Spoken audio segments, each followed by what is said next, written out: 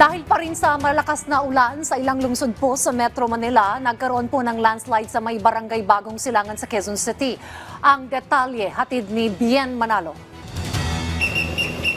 Basag ang windshield, yan ang nangyari sa nakaparadang taxi matapos madaganan ng gumuhong lupa sa barangay Bagong Silangan sa Quezon City. Isang SUV din ang nadaganan ng lupa. Bumigay ang lupa dahil sa walang tigil na pag-ulan. Nagtumbahan din ang mga kawayan. Nagdulot ito ng matinding trapiko sa lugar.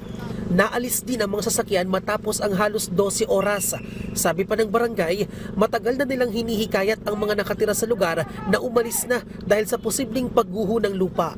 Delikado raw kasi ito dahil dump site o tambakan ng basura ang lugar. Ito na ang ikalawang beses na nagka-landslide sa lugar.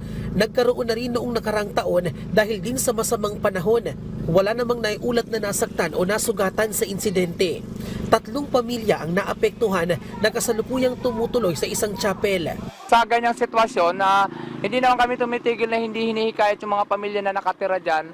Bali, obserbahan din nila kung talagang critical na yung lagay, may possibility na lumipat na sila sa evacuation center. Sa ngayon po, patuloy pa rin po yung clearing operation namin mula ngayon hanggang bukas po yan. Hindi naman po nagpapabaya ang mga tauhan ng punong barangay.